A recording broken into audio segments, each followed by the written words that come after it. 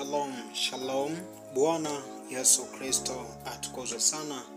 Ndugu mpendwa mfuatiliaji wa chaneli hii ya Yosia TV, ninakusalimu kwa jina kuu la Yesu Kristo wa Nazareti aliye hai. Amani iwe nawe mahali popote pale ulipo.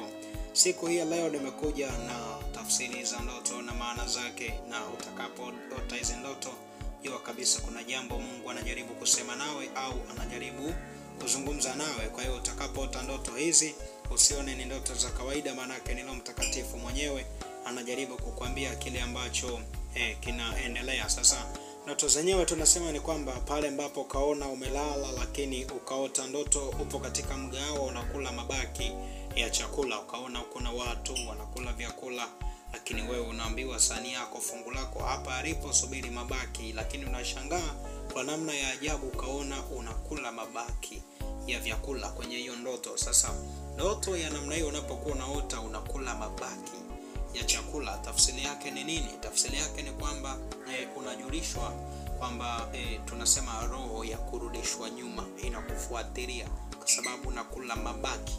Hata kama sio roho ya kurudishwa nyuma, tunasema kwamba ni roho ya kushushwa cheo. Hata kama wewe ni mfanyakazi au ni mwajiriwa upo serikalini, lakini kwa namna ya ajabu ukaona unakula makombo, manake tambua kabisa muda sio mrefu hicho cheo ulichonacho au wadhifa ulionao unaenda kuporomoka au unaenda kuachia ngazi. Kwa sababu gani? Kwa sababu ndoto ulioota kuona unakula mabaki ya chakula ni roho ya kushushwa hadhi, ni roho ya kutokuthaminiwa, manake kuna vamizi na kurudishwa nyuma linakufuatilia. Narudia tena, utakapoota ndoto ya namna hiyo unahitaji msaada wa kiroho. Utakapoota ndoto ya namna hiyo unahitaji msaada wa kiroho, na usiende kwa waganga wala usiende kwa wabashiri wala usiende kwa washirikina kutaka msaada. Unahitaji msaada wa kiroho wa Mungu wa kweli na mtumishi wake wa kweli ili aweze kukusaidia. Kwa ukiota ndoto ya namna hiyo kuona unakula makombo, usidharau hiyo ndoto.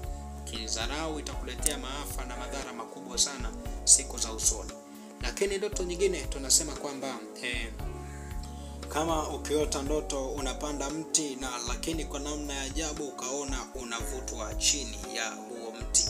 Yani unaona unapanda mti, lengo lako upande mti mkubwa. Siangalie mti wa kupanda chini ardhi, naongelea mti wa kupanda juu ya mti.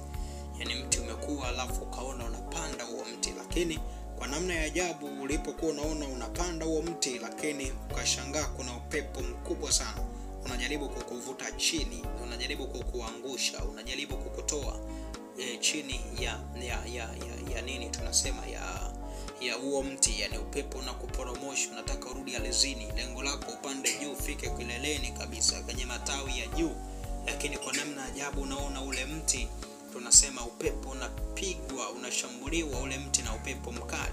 Lengo kuu ni wewe usishindwe kupanda huo mti. Sasa inshallah namna hiyo unapokuwa unaiona, manake tunasema ni vizuizi vya wewe kupandishwa vyeo, ni vizuizi vya wewe kuiendea hatima yako au mafanikio yako. Kwa hiyo unapokuwa unaota ndoto ya namna hiyo, my friend, usione ni ndoto ya kawaida. Unapokuwa unaota ndoto ya namna hiyo, elewa kabisa ni Mungu anajaribu kukuambia kile ambacho kinaendelea. Kwa hiyo kitu ambacho kinahitajika hapo, usimame sana katika maombi kuondoa vikwazo vinavyokuzuia katika safari ya mafanikio yako. Unaweza ukawa ni mpambanaji wa maisha, unaweza ukawa ni mpambanaji wa kila sehemu, lakini ukiota ndoto ya namna hiyo kuona kwamba unapanda mti lakini ukashindwa kupanda, manake hata katika hali ya uhalisia, hata kama unapigana vipi, unapambana vipi, of course utapambana, utashika fedha. Ndio hapo nakuta mwingine anakuambia mimi nashika fedha lakini sioni matokeo yake. Yani kinashika fedha, naweza nikashika 500,000, 700,000 au milioni, lakini baada ya wiki tu unashangaa nina 50,000, nina 40,000. Ukiangalia umefanyia nini, unashangaa hakuna ambacho umefanyia. Zaidi sana pesa umestapanya tu.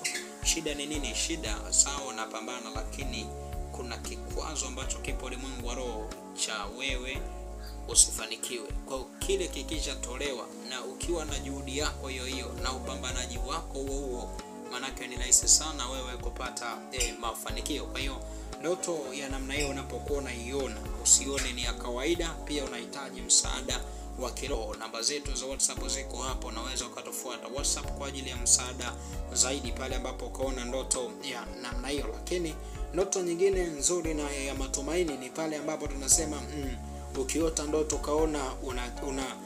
ukaona chemichemi ya maji masafi, maji matulivu, ukaona maji yanatembea, maji yanaenda, hayana vita, maji yanaenda, hayana vurugu, yametulia, maji safi yapo kwenye vijito. Sasa hiyo ni alama ya ujazo wa Roho Mtakatifu, au ni neema ya Roho Mtakatifu ambayo iko pamoja na wewe. Kwa sababu gani? Kwa sababu ndoto ya namna hiyo unapokuwa unaiona, tambua kabisa ni Roho Mtakatifu anakuonyesha kwamba hajakuacha, hajakupungukia, usiwe mnyonge, yuko pamoja na wewe. Kwa hiyo ndoto ya namna hiyo unapokuwa unaiona ni ishara ya ushindi. Lakini ndoto hizi ambazo nimekuambia hapo juu ni muhimu sana uzishughulikie katika maombi. Lakini ukihitaji msaada wa maombi, namba zetu zote ziko hapo.